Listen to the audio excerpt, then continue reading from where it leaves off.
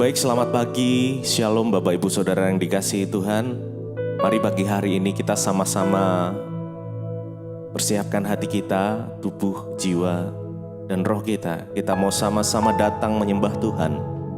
Kita mau bangun mezbah syukur pagi hari ini, biar Tuhan bersemayam atas pujian penyembahan kita. Mari kita sama-sama berdoa. Tuhan Yesus, terima kasih. Kami bersyukur buat kebaikan Tuhan, buat penyertaan perlindungan Tuhan di dalam kehidupan kami. Tuhan, pagi hari ini kami mau bersekutu dengan Engkau. Biar hadirat-Mu turun memenuhi setiap kami, dimanapun kami berada Tuhan. Biar hadirat-Mu melingkupi setiap kami, dan hikmat Tuhan turun atas setiap kami. Sebelum kami mengawali aktivitas kami mau datang menyembah Engkau. Menerima sesuatu yang baru, urapan yang baru. Terima kasih Tuhan. Biar Engkau mengubah hidup kami, mengubah hati kami seperti hati-Mu. Terima kasih. Terima kasih Yesus. Terima kasih. Kami bawa puji, Kami datang Tuhan. Kami datang menyembah, memuji-Mu, menyembah-Mu. Oh Yesusku, haleluya.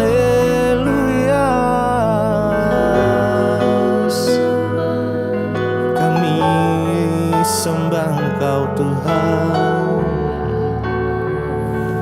Terima kasih Yesus. Terima kasih.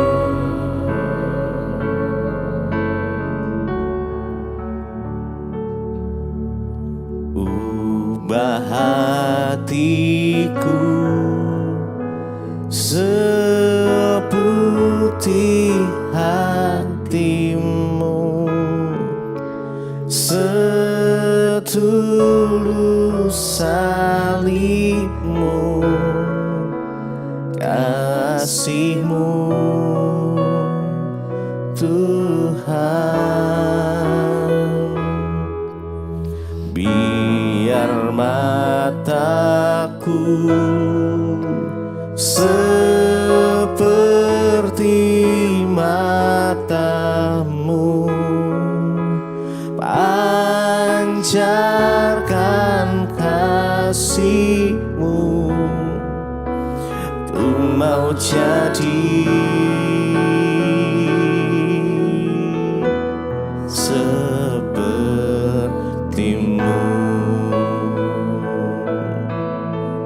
Ubah hatiku, ubah hatiku seperti hati-Mu, setulus salib-Mu, kasih-Mu Tuhan. Biar mataku seperti mata-Mu, pancarkan kasih-Mu. Ku mau jadi seperti-Mu. Ubah hatiku, ubah hatiku seperti hati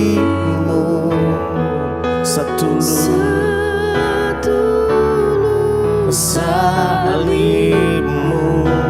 kasih-Mu, oh Tuhan.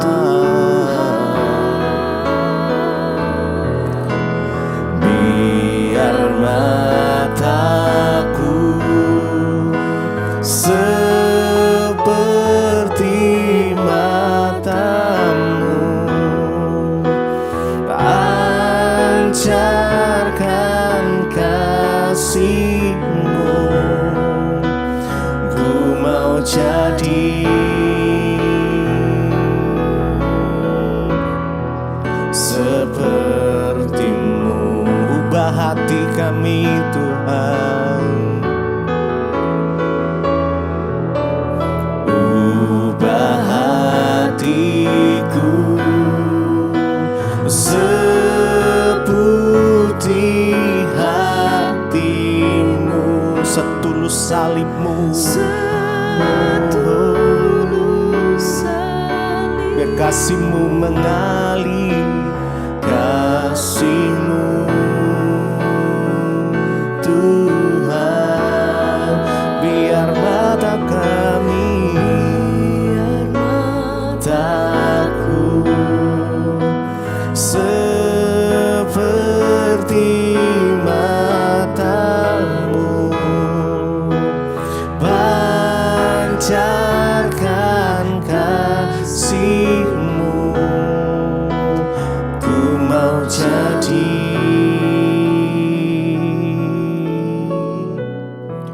seperti-Mu.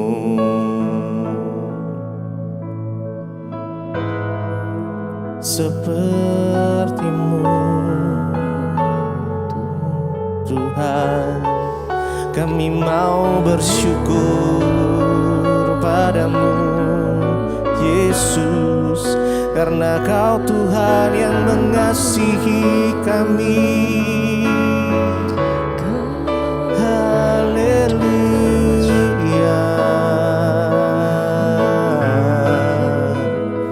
haleluya.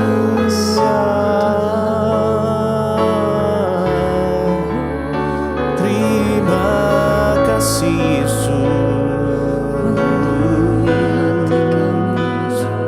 terima kasih.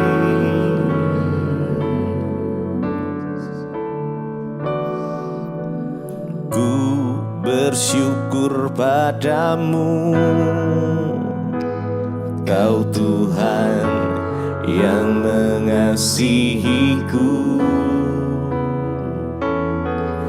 Kaulah jaminan hidupku, hati-Mu ada bagiku. Ku bersyukur padamu, Kau Tuhan yang mengasihiku.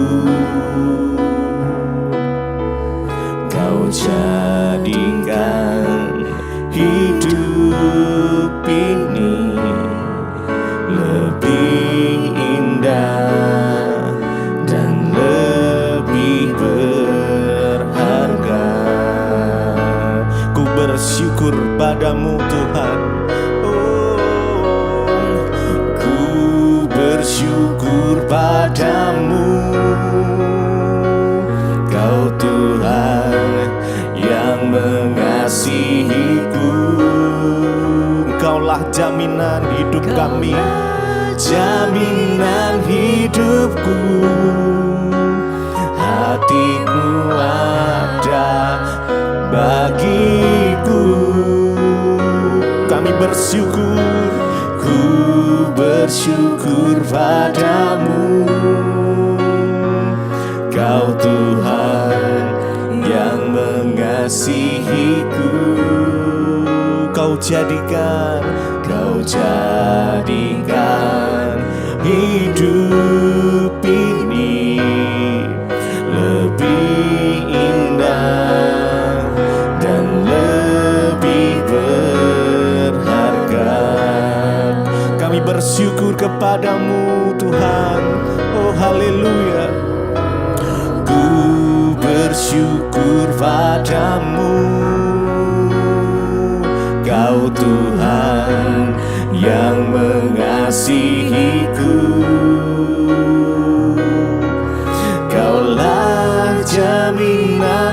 hidupku. Hati-Mu ada bagiku. Kami bersyukur, ku bersyukur padamu. Engkau Tuhan, Engkau Tuhan yang mengasihiku. Kau jadikan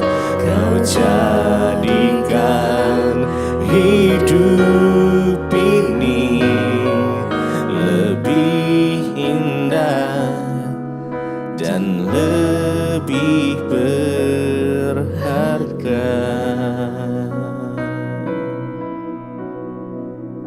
Terima kasih Bapa, kami mengucap syukur buat pagi hari ini Tuhan.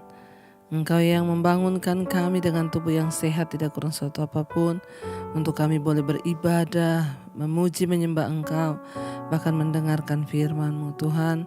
Biar hari ini kami membuka hati bagi firman Tuhan. Urapi hamba-Mu yang tidak ada apa-apanya, dalam nama Tuhan Yesus kami berucap syukur, haleluya. Amin, amin. Iya saudara, saya percaya kita semua dalam keadaan baik, sehat dan luar biasa. Sebelum kita memulai aktivitas hari kita mau melandasi hati dan hidup kita dengan firman Tuhan. Ya, saya ambil firman Tuhan hari ini dari 1 Tesalonika pasal yang keempat. 1 Tesalonika pasal yang keempat, ayat yang ke-7 mulai. Ayat yang ke-7 sampai dengan ayat yang ke-9. Firman Tuhan berkata, 1 Tesalonika pasal 4 ayat yang ke-7. Allah memanggil kita bukan untuk melakukan apa yang cemar, melainkan apa yang kudus. Ayat 8.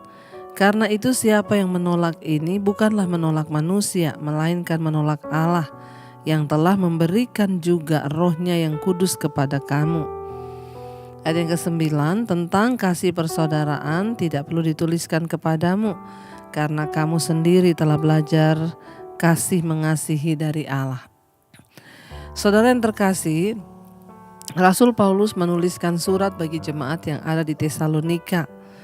Kalau saudara lihat dari 1 Tesalonika pasal 4 ini, judul perikopnya di sana adalah nasihat untuk berjaga-jaga, di mana Rasul Paulus mengajarkan supaya jemaat di situ, ya, kalau kamu itu masih bujang, sebaiknya kamu mengambil istri, ya, atau mengambil suami, supaya kamu jangan hidup dalam kecemaran, jangan melakukan persinahan, ya, karena Tuhan menghendaki agar hidup kita itu kudus.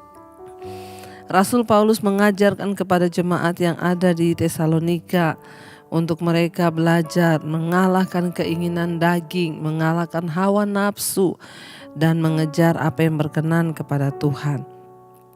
Karena itu saudara, ya, Rasul Paulus mengajarkan juga kepada jemaat bahwa mereka jangan sampai hidup mereka itu melakukan apa yang cemar, ya, sehingga Tuhan itu, ya, murka atas hidup mereka, sebab, ya, Tuhan mau agar mereka hidup dalam kekudusan.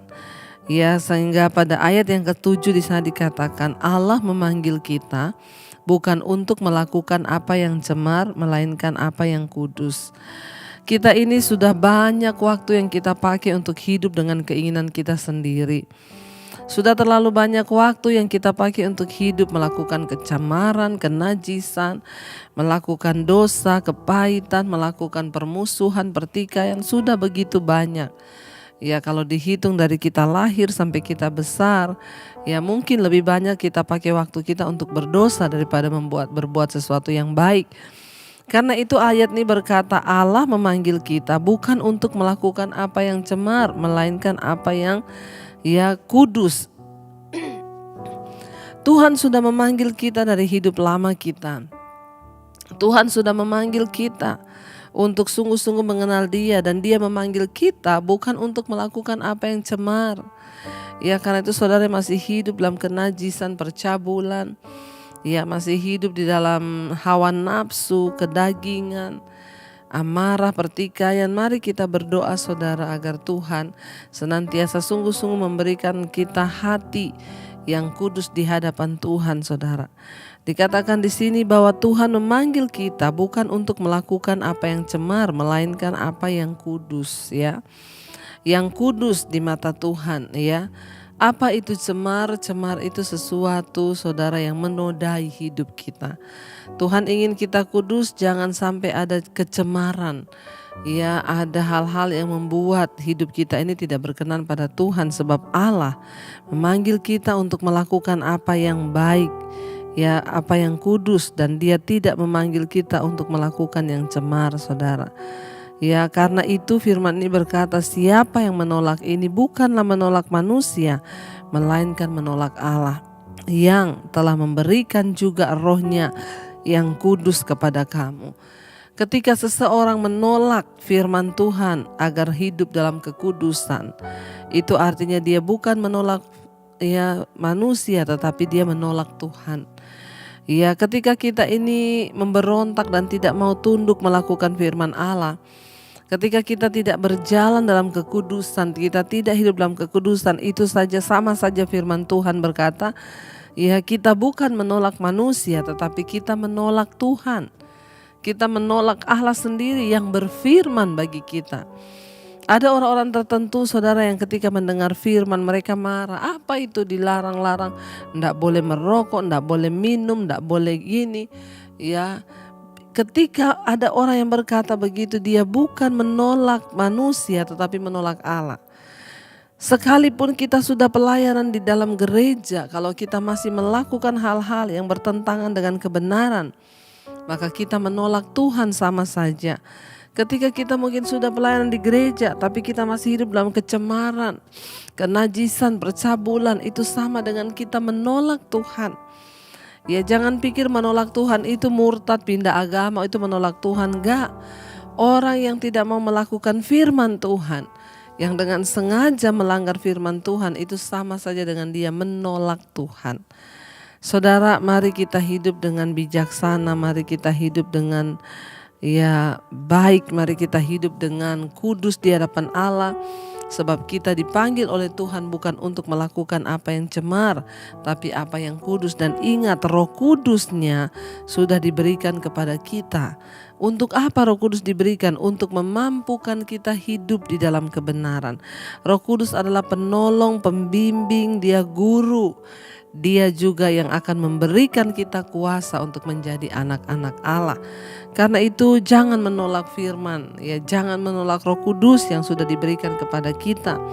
Ya, dan dikatakan di sana ayat 9 tentang kasih persaudaraan tidak perlu dituliskan kepadamu karena kamu sendiri telah belajar kasih mengasihi dari Allah. Artinya apa, saudara? Kita belajar mengasihi, ya, bukan hanya kepada orang yang baik, tetapi kepada orang juga yang tidak baik kepada kita. Ya, tetapi kasih itu juga, ya, kasih itu juga bukan sembarang. Terus kita pikir, oh kalau kita mengasihi, kita memberi dia uang atau apa. Enggak. Kasih itu menegur, kasih itu menasehati, kasih itu membimbing orang dalam jalan kebenaran, saudara, ya. Kasih itu tidak memegahkan diri, tidak sombong. Kasih itu membawa orang kepada Tuhan. Kalau selama orang itu mau, maka dia akan diterima dan bertobat. Tetapi kalau dia tidak mau, ya itu biar dia urusannya dengan Tuhan. Jadi Tuhan sudah mengajarkan kepada kita untuk mengasihi. Mari kita boleh sungguh-sungguh belajar lebih lagi dari Tuhan bagaimana mengasihi, saudara. Mari kita mau renungkan firman ini, kita datang kepada Tuhan. Terima kasih Bapa, kami mau belajar menurut firman-Mu. Karena Engkau Allah yang kudus, karena itu Engkau memanggil kami untuk melakukan apa yang kudus. Terima kasih buat firman-Mu yang mengajar kepada kami, Tuhan. Hari-hari ini agar kami tidak menolak Tuhan, supaya kami boleh melihat berkat-berkat Tuhan tercurah di dalam hidup kami. Terima kasih Bapa, terima kasih Tuhan. Katakan bersama. Kudus, kuduslah. Kuduslah Tuhan, Allah semesta alam. Kudus, kuduslah, kuduslah Tuhan.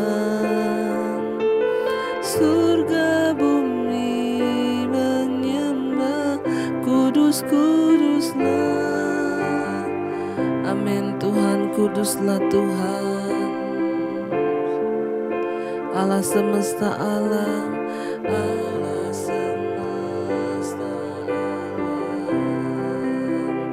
Kudus, kuduslah, kuduslah Tuhan. Amin. Surga bumi menyembah-Mu. Terima kasih Bapa, biar setiap kami boleh menjaga kekudusan hidup kami, sebab Engkau Allah yang kudus memanggil kami bukan untuk melakukan yang cemar, tapi melakukan yang kudus. Kami tidak ingin menolak Tuhan, kami ingin belajar sungguh-sungguh menjadi pelaku firman-Mu. Berkati setiap mereka yang setia bangun pagi hari untuk mengikuti mezbah syukur. Anugerah-Mu turun melimpah atas hidup kami Bapa. Ajar kami sungguh-sungguh mengejar apa yang berkenan di hadapan Tuhan. Kalau hari ini anak-anak-Mu yang mau bekerja, kuliah, yang bersekolah, Tuhan sertai berkati Bapa. Dimanapun kami berada, perlindungan Tuhan sempurna, terutama kami boleh berjalan dalam kekudusan-Mu. Tuhan, mampukan kami untuk terus mengejar perkenanan Tuhan.